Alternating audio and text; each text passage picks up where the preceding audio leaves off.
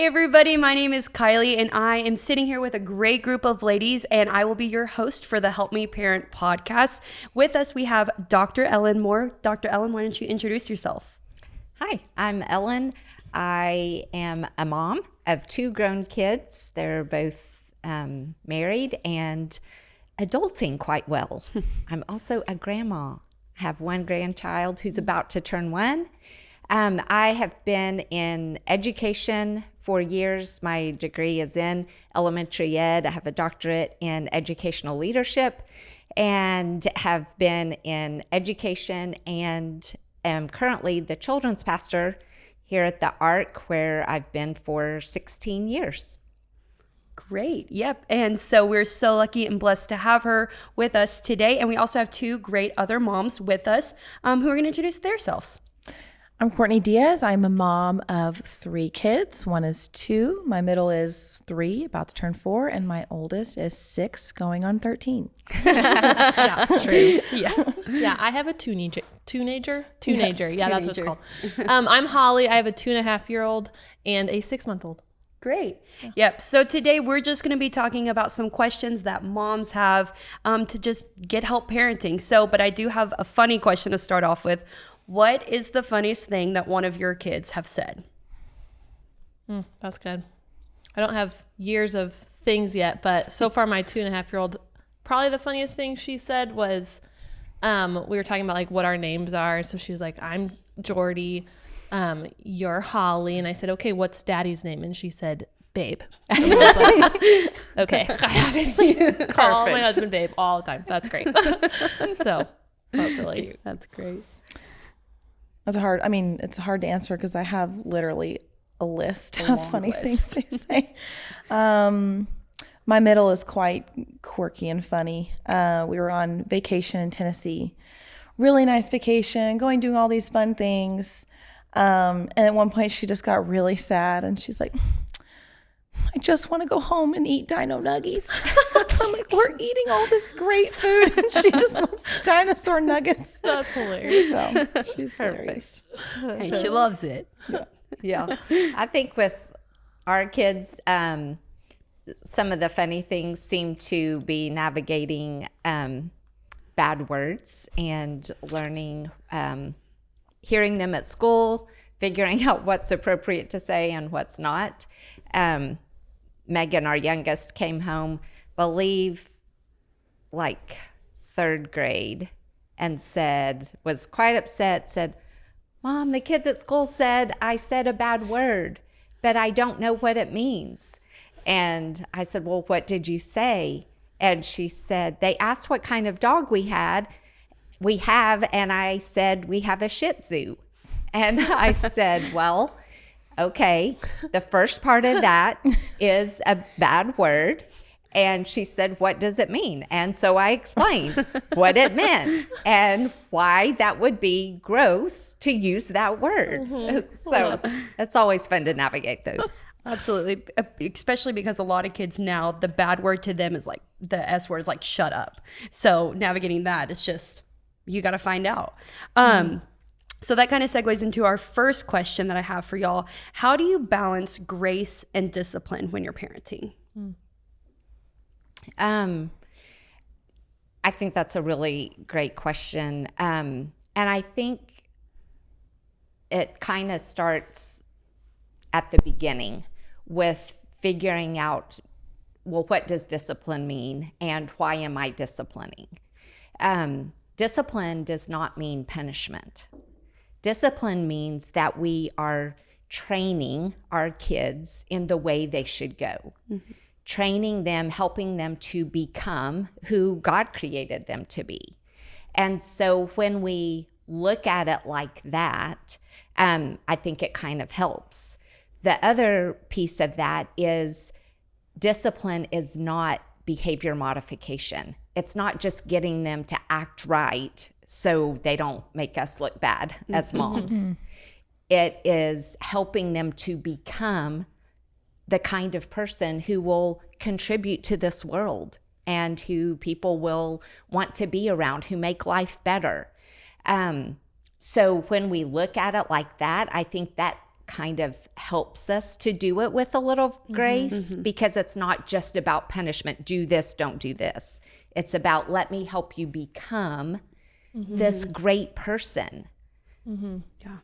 Yeah, like when you look at discipline as like a way to love them, Yeah. like as a way, like I want you to be such a good friend, so I want to teach you how to talk to your friends or etc. I think that's a good point. Right. Which is a really good point. I've been thinking about this the last few months, where really the Bible says that Jesus boiled what we were to do as his followers. He boiled it down to one thing. And he says, here's what I want you to do. Love your neighbor like I love you. Love others like I love you. And when we think about what it means to love our kids like Jesus loves us, Jesus helps us become our best self. And he guides us and says, you might not want to do that anymore. Let's go in this direction. And he guides us with this grace and gentleness. And we can do that. That's what we're doing with our kids when we discipline. Yeah. That's good. That is good. So at your home, what were some things that you chose to like discipline for? Like, these are the things that is like a value of our family, and like every time this happens, like we're choosing to love them by disciplining them and help guide them to, act that certain way or do that certain thing. What were some rules like for your house? Yeah. I think this kind of came out of both being a parent and a teacher. Because then as an elementary teacher, they would always say, don't have too many rules. Yeah. Don't have too many classroom rules. Yeah. State rules in a positive way.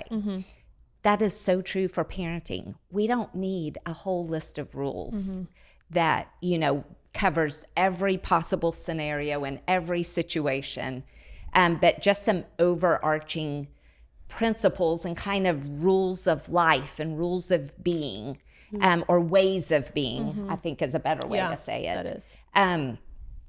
And so my husband Philip and I sat down and were like, what are the big ones for us? And we came up with 3. And that was, we wanted them to learn to obey. We wanted them to be respectful, and we wanted them to tell the truth. And we felt like if they did those 3 things, that would set them on a course that a lot of other things fall into. Yes, that's so good. Yeah, Courtney, you were a teacher for how many years? I think I taught for 4 years. Yeah. I think about 4. And you did younger grades. So now that you have a kid that is in elementary school, how did kind of your rules that you had like in the classroom, maybe, how did that translate into parenting? Or did it change how you parent, or did you bring any over? I think it helped with my patience a lot, especially teaching kindergarten. You're dealing with a lot of younger kids who, don't know how to be a good citizen, as they would say. So just trying to train them up. So I think helping train, 24-year-olds, 4 or 5 well, I guess they're 5, 6-year-olds, kind of gave me a little bit of something to stand on when I, train up my kids. But I did want to say something to your rules. When it comes to obeying,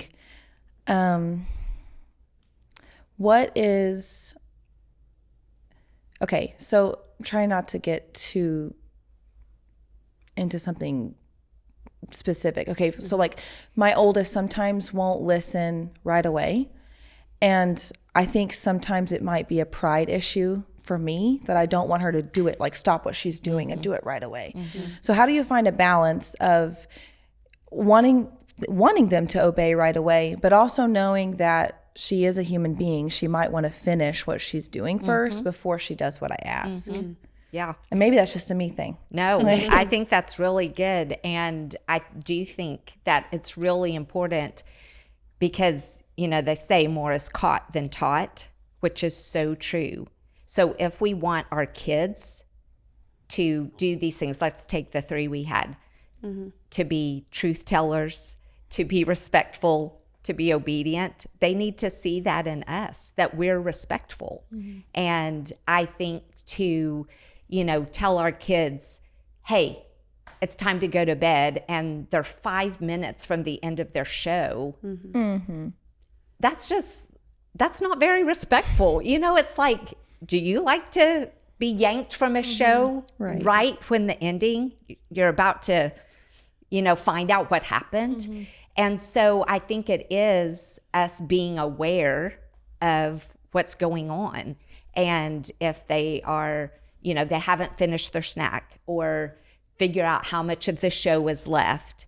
And then we tried to always give like a 5-minute warning, seemed to help, and say, okay, as soon as your show is over, this is what we're going to do.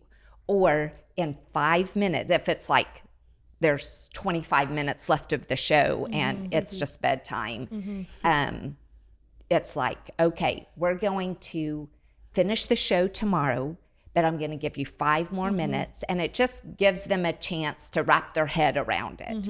Or they're playing in the room and it's time to go somewhere. Hey, in 5 minutes, it's going to be time to get our shoes on. That's respectful. We're showing respect to our kids, and we're letting them know. Now, we give them the 5-minute warning, say, okay, we're 2 minutes. Okay, it's time. At that point, if they don't obey, that's disobedience. And then you address that at that point. But it's a really good point that, we say we want our kids to learn this, but we have to remember we have to model it. That's good. And show respect as well. Yeah. That's good. One thing I've been experiencing, I try to disobedience, we try to stay on that. But lately the struggle has been my 2.5-year-old just whining about everything, especially in the mornings. But like if I grab the wrong color cup, no, I want the blue one. And it's just like this thing, So how do you address whining and teach them how to communicate in a non-whiny way? By not whining yourself. I am never whiny. That's hilarious. I'm kidding. So I think that we can kind of have this idea that our kids should automatically know some things. Right. That they know what whining is. They know all of the differences in the different ways of communication. And part of discipline is training. We're in a training process. And so we're training them how to communicate. And so they're like, no, I don't want that color cup, or, whatever. Say, okay, that was a whiny voice. We don't use whiny voices. We use big girl voices. So would you like to tell me again using a big girl voice?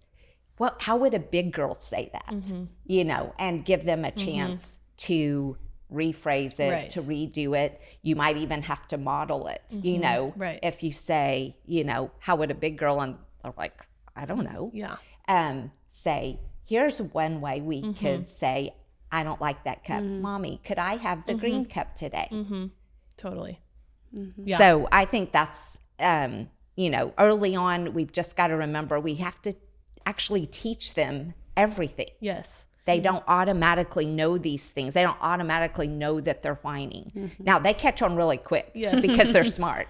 And then they can whine, they can manipulate, they could do all of those things. But to start with, I think just keep in mind we have to actually teach them what these things are and what's not appropriate and what is. Yeah. That's one thing I've been trying to do is teacher. And then also I think it helps, or you tell me, but to not respond to the whiny voice.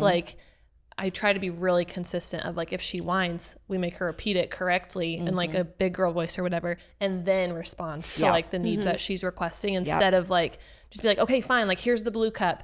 Cause then it worked. And it's reinforcing oh, if I do whine, then that helps the situation, or me get what I want quicker or whatever. So being consistent and teaching them, and then also be really consistent of like not responding to the behavior or like the tone of voice or whatever that you're not wanting to hear. Right. I think Yeah. could help as well. Yeah. That's good. Yeah, that's really great. I liked what you said earlier, Ellen, about how when you're when it's like, oh, you got 5 more minutes till bedtime, we don't want to be yanked away from watching a movie or something. And I feel like that kind of falls under having grace. That's what we talked about. So yes, we have grace for our kids, but how do you have grace for yourself as a parent when you mess up, or kind of like a term nowadays is like mom guilt? How do you give yourself grace during those times? Yeah. Mom guilt is a real thing. And I wish I could say it eventually goes away, but my kids are 28, 29, and 26, and I still have mom guilt. So it's a real thing. But again, we're teaching our kids something that has to be true for us.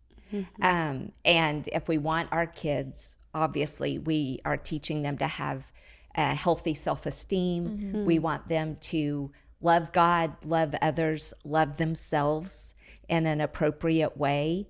And more is caught than taught. And they pick up on if we are bashing ourselves all the time. If we're doing it out loud, or even if we're doing it internally. Kids are smart. They pick up on these things. And so I think we do have to just keep in mind, kind of going back to that, love others like Jesus loves us, to remind ourselves that Jesus loves us. That when he says, give all your worries and cares to me because I care for you, he cares for us. He cares for us as humans. He cares for us as moms. And he gives us grace. We experience that every day. So to the same that we extend to our kids, we want to extend to us, and what we want our kids to extend to themselves and to others, we have to extend to ourselves. Yeah, that's so good. I feel like growing up, that's so true. Like you hear like what your mom says about herself, and I've heard that becomes like their kids' like internal voice for themselves as well. So, and I honestly have seen that in my own life. So I've tried to, it's really hard, but you try to like really control like your words and like what you say about yourself in front of your kids, because it will, I'm thinking it'll shape. They pick up on things. I can't remember where I heard it, but I heard it early on. Megan was little, and talking about especially helping daughters to develop a healthy self-esteem, healthy body image, all of that, that we watch what we say when we look in the mirror, when we think nobody else is around, and we're just like, oh, I can't stand this or that, that we really watch that so that our daughters especially, but even our sons, don't pick up on that. So I think it's a good thing to just be aware of the words that we're saying, not just to others, but also to ourselves. That's so true. Yeah, it's really good. Kind of in line with like just handling that hard emotion of guilt, or that feeling of guilt. How do you handle fear as a parent of like, especially just in this day and age, this culture, just like looking at all of the problems in the world, the things that are coming? It's so hard for me. That's probably my biggest struggle is not having fear with like how that will affect my kids as they're growing up. Yeah. It's so easy. And, I think as followers of Jesus, we know we have an enemy, and one of his biggest tools is fear, because fear either cripples us or it causes us to lash out and to do things from a different motivation than we normally would, or that is really best for us or ourselves.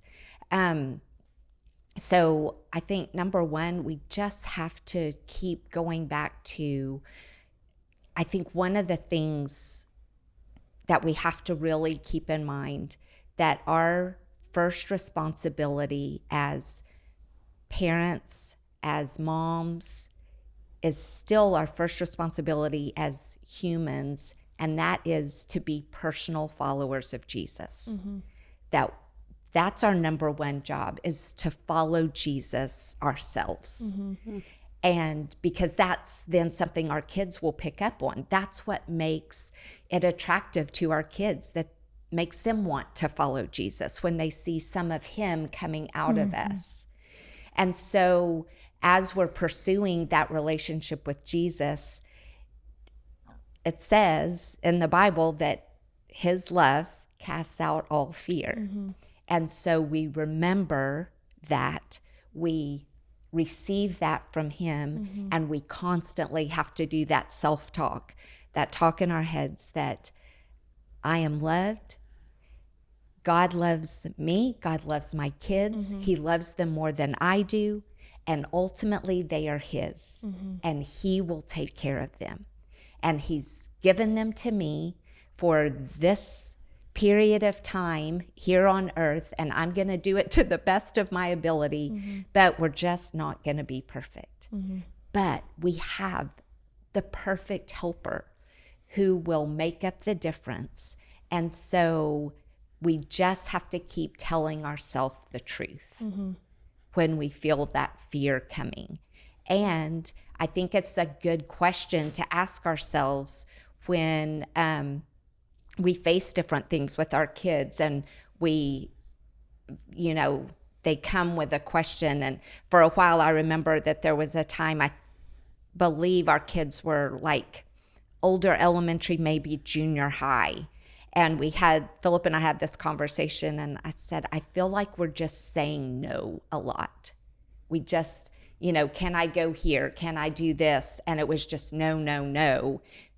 And we had to just stop for a second and say, why are we saying no so much? And sometimes it is a protection and a wise decision, but sometimes it's out of fear. And we have to say, okay, hang on a second. Maybe it's time to give a little bit of leeway here. Let them earn some trust, let them have some experiences. And so we started, trying to navigate that. And it's a trial and error sort of thing of figuring out how to do that, how much freedom to give, when to give it, all of that. But when we are just asking ourselves, okay, am I saying no out of fear, or is there a really good reason? Yeah, that's so good. Yeah, it's really good. Let's kind of turn the page a little bit. Let's talk about marriage and parenting, how they go hand in hand. So, quick question. How long have each of y'all been married? 1, 2, 3. 1, 2, 3, 4, 5. It'll be 9 years this July. Okay. Getting close to a Okay, I decade. think it's 9 years this September. Don't quote me. I think you're right, because we got married right after us. Okay, cool. Yeah. Phew. December will be either 33 or 34. 34. Yes. Sounds great. Yes. So obviously, marriage is a big part of how you parent. You're working with somebody to parent together, to raise these kids together, to raise them in the way that God has asked you to do so. So what are some ways to strengthen your marriage in the midst of parenting? I think number one, we have to remember, so our first responsibility is we are personally followers of Jesus. Second, we are husbands and wives. We're part of a marriage. And that relationship trumps the parenting relationship always. It's so hard sometimes. It's so That's hard. Crazy. I didn't think that would be hard, but it is. Yeah. Yes. Crazy. But when we look at it, that is one of the best gifts we can give our kids, is to show them what a strong marriage looks like. And to let them see played out, real life, right before their eyes, what it looks like to give your life to loving someone else. And so I think, to number one, remember that your marriage, your role in your marriage is more important than your role in your parenting. It will absolutely impact the parenting. And if it helps to say, okay, this is a gift I'm giving my children by focusing on my marriage. We had a thing with our kids. They would sometimes, when they got a little bit older, they'd be like, who do you love the most, me or Josh, or me or Megan? And Philip and I always had the same answer. Who do I love the most?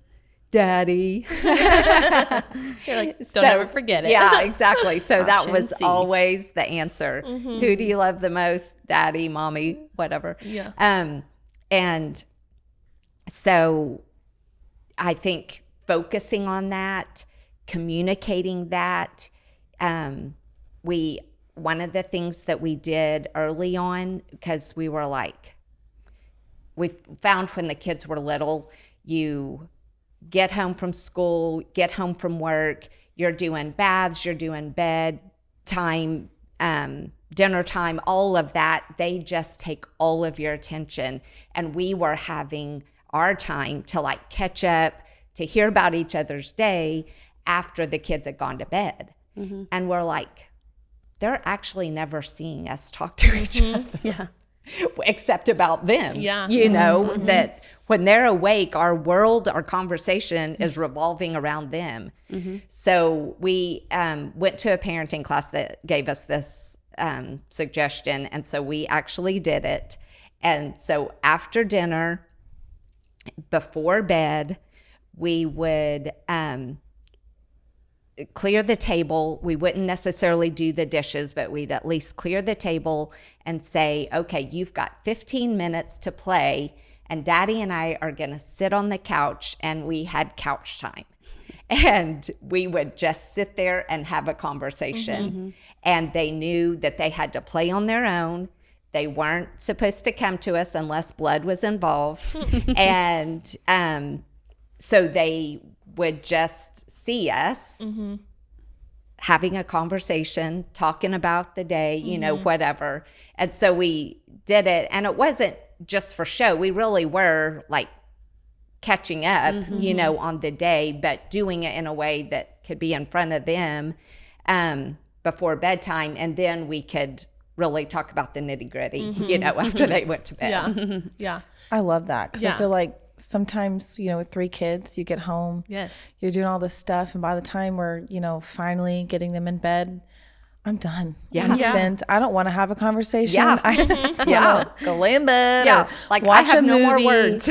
Yeah, seriously. You're like, So having that intentional time, that's a great. Yeah. I think I'm gonna do that. Did it take time to teach your kids that? Because Oh, yes. I can imagine that there could be tears or like Yes. you know, whining or whatever involved of like just really having to teach, especially a 2.5-year-old, like that this is what this time is. Go play. Did Yes. it take time for you? Absolutely. Yes. And that's the thing. Everything we're training. You can't tell them one time and say, we're going to sit here for 15 minutes. You can't talk to me for the next 15 minutes. They don't know how long 15 minutes is, you know? And so, you know, it was like, okay, has it been 15 minutes? It's like, no, it's been 2. That's hilarious. So you still have some more time to Yeah. play, you know, and then we go back to talk. Okay, now can I? Nope. It's not 2.5 time yet. minutes. So yes, Yeah. you totally have to, but they eventually Yes. catch on. Yes, that's so good. yeah. So for all of y'all, what is one thing that y'all have done to continue to strengthen your marriage in the midst of parenting younger kids? I wish I could say we've had a consistent date night, but that's not true. We need to get back on that. But I think we haven't started like a formal couch time yet. But one thing we've tried to do is like when him and I are having a conversation like in the car or something, and she continually chimes in. We aren't extremely consistent, but we're trying to teach her like, no, mommy and daddy are talking. In a moment, like I'll see what you need or whatever. So just try to show her that like the world doesn't revolve around you. I'm not going to stop every conversation, stop what I'm doing in order to like meet your every need. You can wait for a second and then I'll get to whatever you need. So that's one small thing that we try to do. That's good. I would say the same thing of when we're talking, trying to get them to, even if it's just putting a hand up, hey, I need you to wait. But we're also getting to the point where our oldest is old enough to understand conversations, so we have to watch what conversations we have in the car. Totally. Because she'll bring it up to someone else. I'm like, "Ooh, whoops, didn't think about that one." So Yeah. Yeah, it's always fun when your kids learn to read. I remember distinctly Josh had just learned to read, and we're at the store and walking down the birthday card aisle, and I realized he could read all the cards, and he was reading, and he picked up one that was completely inappropriate. I was like, "Oh my gosh, you can read!" Or when they Opens up a whole new world. Yes, totally. Oh, Lord. And then when they learn to spell, because sometimes you spell, should Oh, we have yeah. ICECREAM? that's Yeah. where Isabella's at. She reads my text messages. She reads it all. Totally. That's hilarious. I remember, I think you told me this, and it may have been in that parenting book you recommended to me, but teaching your kids, like when you are having a conversation, to put their hand on your arm to say like, hey, I want something.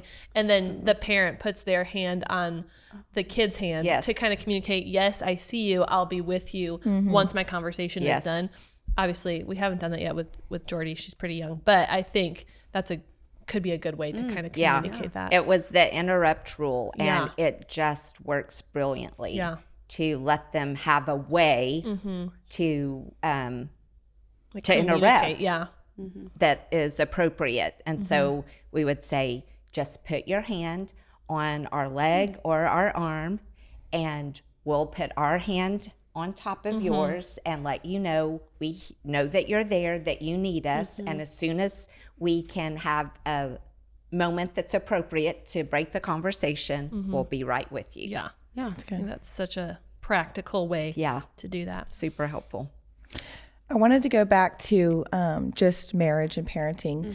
We kind of talked about this before, but I think it's a great question for other parents. When you see your spouse parenting in a way that maybe you don't agree with, or obviously they're not going to parent the exact way that you do. How do you handle that in the correct way? How do you bring it up? When do you bring it up in a way that won't cause, I guess, an argument? Well, there's no guarantee it won't cause an argument. That's true. That's true. So, but I think a really good thing to remember, and I don't know if this is because I was a teacher or something, but there is, I think, a God-given, like, nurturing, motherly thing that we kind of do by instinct, that we just kind of like know what to do, it seems like, in a lot of situations with young kids. And sometimes dads feel like they don't have that. And so sometimes they do feel at a loss to what to do. So because I think that there is that often exists, we kind of think we're always right as moms, that we know what's best. I think it's really important to remember that just like God gave, we can know that God gave us to be the mom of these kids. We carried them, we gave birth to them, all of that. God also purposefully and intentionally gave their dads. And they have an important, vital voice that the kids need. Yeah. And so I think, number one, we have to be careful about disregarding or treating their voice lighter than our own, because it is just as important. Now, we are all kids of parents. We've all been parented, and we've been parented differently. So we're coming from two different worlds of how we were parented, what those experiences are. And so we have different, experiences, understandings, and ways of approaching things. So But God knew that too when he put us together as husband and wife, that our kids would need both of those. Now, our parents didn't do things perfectly, just like we haven't done things perfectly and won't do things perfectly. But we have to really work to be on the same page for in front of the kids, for the kids, all of that. So what we found really helpful and beneficial was in front of the kids, we were a united front, and kind of whoever addressed a situation first in front of the kids, we went with that in the moment. And even though one of us may be thinking, oh, are you kidding me? Did you just say that's what we would do, or that's how we should handle it? But in front of the kids, we're a united front, because kids are smart and they know if they can divide, they can conquer. It's so crazy at how young of an age that Oh, starts. my Lord. Jordy said something the other day. I was like, oh my gosh. I said, me and dad are a team, okay? Yes. Oh my goodness. They know Yeah. if they can divide, they will conquer, and they will. And so in front of the kids, we're a united front. And whoever addresses first, we go with that. Then, after they've gone to bed, not during couch time, we have a conversation and just say, hey, can we talk about that earlier? What were you thinking in that moment? Not like, seriously, what were you thinking? That was stupid. Tone is everything with that. Tone is everything. It's like, hey, can you tell me what you were thinking then? Because I was thinking something totally different. And then you just have a conversation. And, sometimes it'll be like, oh, that's a really great way to look at it. I didn't think of it like that. Or, you know what? You are right. I should not have done that. It would have been way better.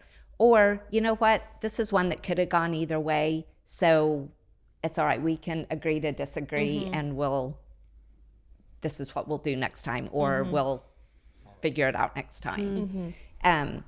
But you're never going to get it all perfect, and it's going to be trial and error, but kind of goes back to the rules.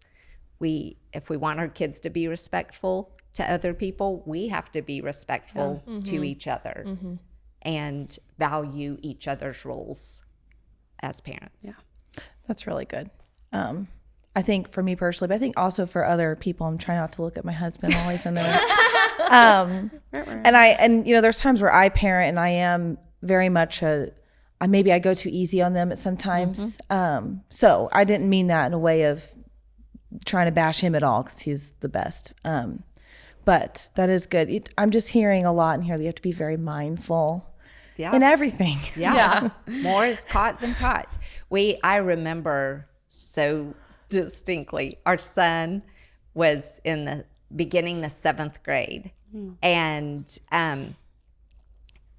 like I said, with being a teacher or something, somehow I just kind of knew a lot of things when they were young, how to handle things. And so he kind of just went with whatever I did, in certain situations.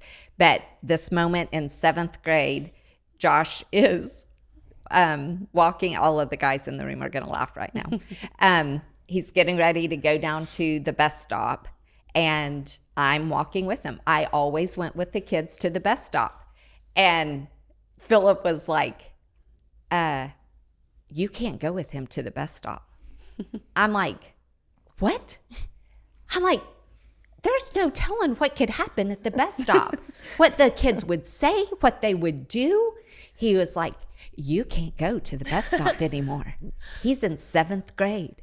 And he was like, you do not need to pass the bottom of the driveway. You cannot cross this line. And I'm like, but I can't see all the way down there from there. He's like, I don't care. He's like, he has got to go to the bus stop. And he was absolutely right. And if I had just listened to myself, he would have been too much of a mama's boy, And so the dad's voice is really important. Yeah, that's so good. I saw a mom ask this question, and I wanted to ask it to you today, but what are some things you deem essential to godly parenting that you often see people overlook today? I think one of the big ones is kind of what we talked about at the beginning, that we see. It's so easy to look at parenting as a reflection of us. We can approach it with a lot of selfishness, that we want our kids to act right, to do this or not do this in public or whatever because of how it makes us look. And so we parent sometimes based on that. Like, you are making me look bad right now, either in public, around my friends, around my mother-in-law, whoever. And to remember that parenting isn't about us. It's about them. And it's not just about behavior modification, getting them to do the right thing in the right moment so we don't look bad. But it's about helping them become the right people. And if in that process, they're throwing a fit at grandma's house, or they, say something wrong or whatever, we deal with it in a way that's best for the child, not for how it's going to make us look. And so to remember that parenting is about training our kids to be who God has created them to be, which is going to be different for each child. It's going to be a little bit different from who we are. And that we're helping them to become that, because what happens if you're looking at parenting as just behavior modification, then they're going to know what to do when you're around to tell them do this or not do this. But when you're not around in a different situation with different variables, they're not going to know what to do. And so that's why we parent and teach and train with these overarching principles of being respectful and telling the truth and those sorts of things, so that even when they're not around us, they know how to respond, how to be the right person, not just do the right thing. That's so good. That's right. That's really, really good. That's good. And I think that parenting can easily become focused on the just do the right thing. Don't do the wrong thing. Don't embarrass me. Yeah. That's good. So we'll end up this podcast with advice from each of you. What is some of the best parenting or good parenting advice or tip that you could give the people listening? And me. Okay, I have one, but it's just because I just shared this the other day. But recently we our 2.5-year-old went through a sleep regression or whatever. And it was really hard. Like, it took probably a month to get her back on track. And as a mom, what made it so hard was to see her struggle and to see her like with this like deep emotion. Like, it just was like fear. Like, there was just a lot kind of involved with it.